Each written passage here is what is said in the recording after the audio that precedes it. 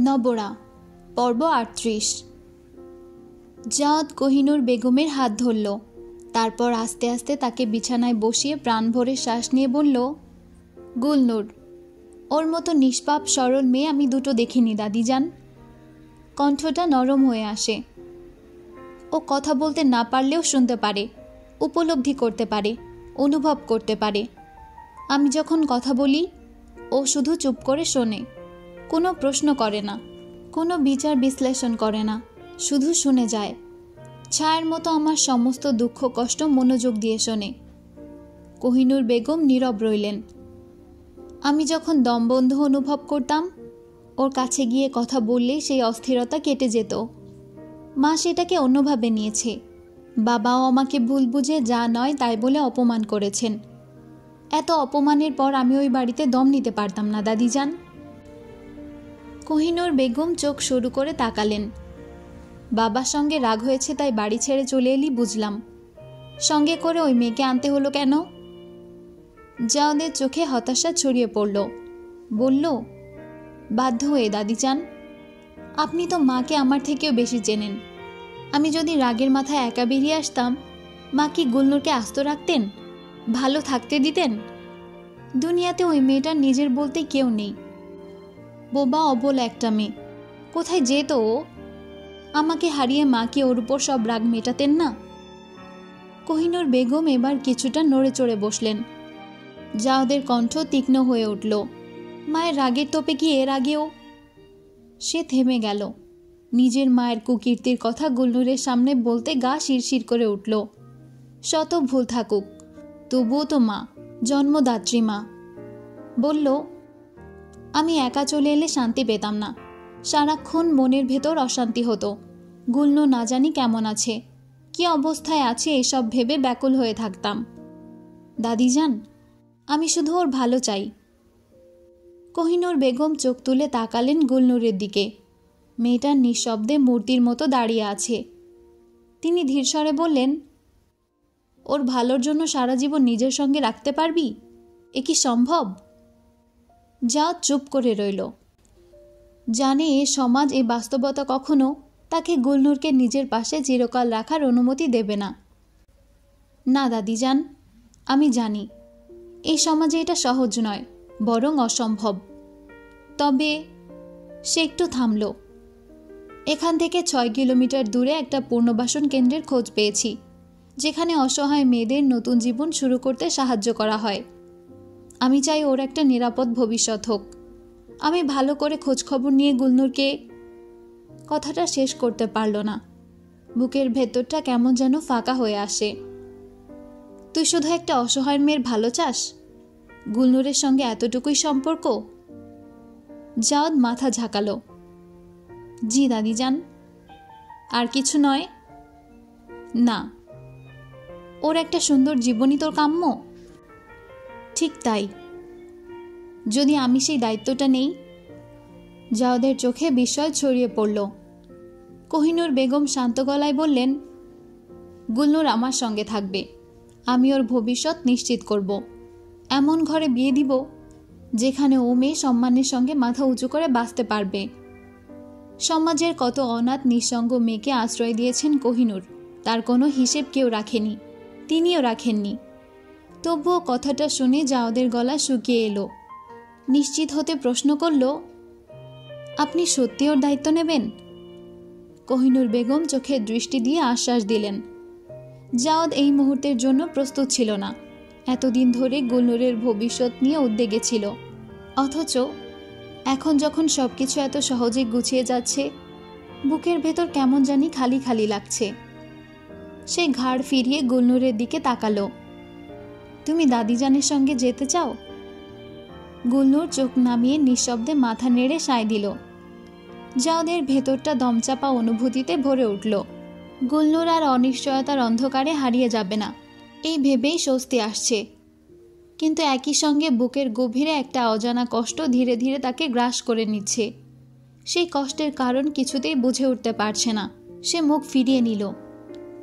কিছু সম্পর্ক থাকে যা পথ দেখানোর জন্যই সৃষ্টি হয়, পাশাপাশি থাকার জন্য নয়। গুলনূরের জীবনে সে ঠিক সেই আগের মানুষটাই ছিল, রাতের আকাশ তারাদের ঝিলমিলে আলোয় মাখামাখি। একরাশ নৈশব্দ ভেদ করে শাঁসা শব্দে বইছে বাতাস। গুলনূর ছাদের রেলিং ধরে দাঁড়িয়ে আছে। তার চোখ আটকে আছে আকাশের অসংখ্য জলজলে বিন্দুর দিকে। জাওদ এসে তার পাশে দাঁড়ায়। গুলনূরের দৃষ্টি অনুসরণ করে তারার দিকে তাকিয়ে ডাকল, গুলনূর। গুলনূর চমকে পেছন ফিরে তাকায়। জাওদ তার দিকে মুখ ফেরায়। চোখ দুটো গম্ভীর হলেও গলার স্বর নরম। দাদিজানের মতো মানুষ হয় না। তুমি ওনার কাছে খুব ভালো থাকবে। গুলনূর নিশ্চুপ। শুধু বাতাসের সাথে ওনার খোলা অংশ উড়ে যায় এক পাশে। জাওদ একটু থেমে আবার বলল, উনি উপরে উপরে নিজেকে কঠোর দেখান, কিন্তু আসলে খুব নরম মনের মানুষ। একবার যদি আপন করে নেন, সারা জীবন আগলে রাখবেন। বাতাসে হালকা মিষ্টি গন্ধ। পাশের দেয়ালের পাশে রাখা 3টে টবের দিকে চোখ পড়ে। তুলসী গাছগুলোর পাতায় হালকা দুলুনি, গন্ধ ছড়িয়ে পড়েছে বাতাসে। দ্বিতীয় তলায় যে সনাতনী ভাড়াটিয়া থাকেন, এগুলো তারই গাছ। জাওদ বলল, তুমি খুব ভালো থেকো গুলনূর, খুব ভালো। আমি তোমাকে সারা জীবন মনে রাখব। গুলনূর এবার সরাসরি চোখের দিকে তাকালো। দুজনের চোখাচোখি হতেই এক মুহূর্তের জন্য হারিয়ে যায় জাওয়াদ। তার দৃষ্টি নেমে আসে গুলনূরের কপালে ডান পাশে, যেখানে একটা দাগ দুঃসহ স্মৃতির চিহ্ন হয়ে লেপ্টে আছে গাঢ় হয়ে। আজ কেন যেন ইচ্ছে করছে ওই কালো দাগের ওপর হাত রেখে চিরতরে ম্লান করে দিতে সেই ভয়ঙ্কর স্মৃতি। জাওদ অজান্তেই 2 কদম এগিয়ে আসে। গুলনূর চমকে পেছনে সরে যায় 1 পা। জাওদ থেমে যায়। কি প্রগাঢ় অসহায়ত্ব বুকের সর্বত্র জুড়ে। কিছু একটা বলতে গিয়েও থেমে যায়। বাতাস তখনও বইছে শাঁসা শব্দে। তুলসী গাছের পাতাগুলো দুলছে, আর আকাশের তারা তখনও জলজল করে তাকিয়ে আছে তাদের দিকে। পরদিন ফেরি থেকে নেমে কোহিনূর ঘোড়ার গাড়িতে উঠে বসলেন। গুলনূরের হাতে ছোট্ট একটা ব্যাগ, ভেতরে জামা কাপড় আর কিছু টুকিটাকি স্মৃতি, যা প্রয়োজনের চেয়ে বেশি আবেগের ভারে ঝুলে আছে। একবারও না তাকিয়ে সে উঠে বসে ঘোড়ার গাড়িতে। জাওদ কিছুটা দূরে দাঁড়িয়ে আছে। সারা পথ গুলনূর একবারও ফিরে তাকায়নি, অথচ সে সারাক্ষণ তাকিয়েছিল নিঃশব্দে স্থির হয়ে। কোহিনূর পর্দার ফাঁক দিয়ে একবার তাকালেন নাতির দিকে। কিছু একটা বোঝার চেষ্টা করলেন আপন মনে। আসাদ লাগাম টানতেই ঘোড়ার গাড়ি সামনের দিকে ঝাঁকি খেল। ধুলো উড়ল বাতাসে। পাথুরে পথে ঘোড়ার খুরের শব্দ প্রতিধ্বনিত হলো। সেই প্রতিধ্বনি শুনে জাওদের হৃদয়ের গহীন কোণে কিছু একটা যেন ছিঁড়ে গেল। ঠিক তখনই গুলনূর পর্দা সরিয়ে পেছনে তাকায়। জাওদ সেই দৃষ্টির ভেতরে তলিয়ে গেল, নিঃশ্বাস নিতে ভুলে গেল। গুলনূরের চোখের গভীরে কিসের যেন অনুরগন, কিসের যেন অব্যক্ত ভাষা। কিছু মুহূর্ত মাত্র। ঘোড়ার গাড়িটি ধীরে ধীরে মিলিয়ে যায় সীমানায়। দূর থেকে শুধু ঘোড়ার খুরের ম্লান শব্দ ভেসে আসে। জাওদ দাঁড়িয়ে রইল নিসাড় একলা অবাক বিস্ময়ে। এমন এক বিদায় সে কখনো দেখেনি, কখনো অনুভবও করেনি। একটা দৃষ্টি ফেলে রেখে কেউ কি বিদায় নেয়? একটা শূন্যতা উপহার দিয়ে কেউ কি চলে যায়? একটা শব্দহীন আর্তনাদ রেখে কেউ কি হারিয়ে যায়? ঘোড়ার গাড়ি ধুলোমাখা পথ বেয়ে ছুটে চলেছে গন্তব্যের দিকে। কোহিনূর বেগম অপলক চেয়ে আছেন গুলনূরের দিকে। মেয়েটি নিঃশব্দে মাথা নিচু করে বসে আছে, কিন্তু কোহিনূরের দৃষ্টি কেবল বাহিরের নিস্তব্ধতা দেখছে না। তিনি দেখছেন তার গভীরে লুকিয়ে থাকা অব্যক্ত আকর্ষণ, যা সকল শব্দের ঊর্ধ্বে। কিন্তু এই আকর্ষণের গভীরতা কতটা? এটা কি কেবল মোহ, নাকি হৃদয়ের অন্তঃস্থল পর্যন্ত গাঁথা কোনো অনুভূতির রূপ? কোহিনূর পর্দা সরিয়ে বাইরে তাকালেন। পথের পাশেই নদী। ঢেউ খেলানো জলরাশি রৌদ্রের আলোয় প্রতিফলিত হয়ে ক্ষণিকের জন্য রূপোর মতো ঝলমল করে উঠছে। কয়েকটি নাও দুলছে নদীর বুকে। নাওয়ের দিকে তাকিয়ে থাকতে থাকতে তিনি হারিয়ে গেলেন বহু বছর পূর্বে। সেদিনও এমন এক নদীর ধারে দাঁড়িয়েছিলেন তিনি। মামার বাড়িতে গিয়েছিলেন চাঁদপুরে। কত সুন্দর সেই গ্রাম, কত প্রাণবন্ত।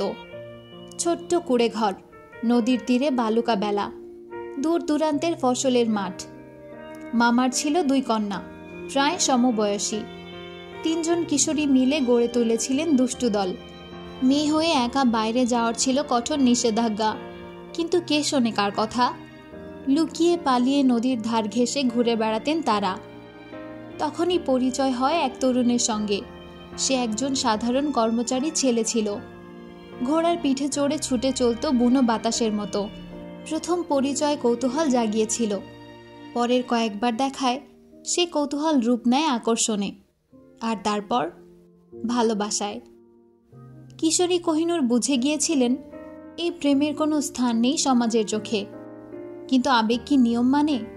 মামার বাড়ি ছাড়ার আগে তরুণের চোখের দিকে তাকিয়ে প্রতিজ্ঞা করেছিলেন ফিরে আসবেন এবং তখন আর কারো অনুমতি চাইবেন না, তারা পালিয়ে যাবে। কিন্তু সে প্রতিশ্রুতি রক্ষা করা হয়নি। বাড়ি ফিরে কোহিনূর শুনলেন তার বিয়ে ঠিক হয়ে গেছে। বাবার সম্মান, পরিবারের মর্যাদার ভার তার কোমল কাঁধে চাপিয়ে দেওয়া হলো। তিনি বিয়ের পিঁড়িতে বসলেন বিনা প্রশ্নে। নায়র যাওয়ার পথে স্বামীর ঘোড়ার গাড়ির জানালা দিয়ে দেখলেন সেই তরুণকে। একদল গ্রামের মানুষের মাঝে দাঁড়িয়ে আছে সে, বিধ্বস্ত বিপর্যস্ত অবস্থায়। কিন্তু তার চোখ, সে চোখে কেবল অভিমান ছিল না, ছিল যন্ত্রণার তীব্রতা। যেন দৃষ্টি দিয়েই বলে দিচ্ছিল, প্রতারক, তুমি প্রতারক কোহিনূর, তোমায় আমি কখনো ক্ষমা করব না। সেই দৃষ্টি আজও কোহিনূরকে তাড়া করে বেড়ায়। কত রাত ঘুম ভেঙেছে সেই চোখের স্মৃতিতে। সম্মান রক্ষার জন্য তিনি একদিন নিজের হৃদয় বিসর্জন দিয়েছিলেন, আজও তাই করবেন? জমিদার বাড়ির চৌকাঠে পা দিতেই গমগমে গলায় আসাদকে ডাকলেন। আসাদ, তোর মা বাবাকে চিঠি লিখে এখনই জানা, তোর জন্য পাত্রী ঠিক করেছি এবং এ ব্যাপারে আমি কোনো আপত্তি শুনতে চাই না।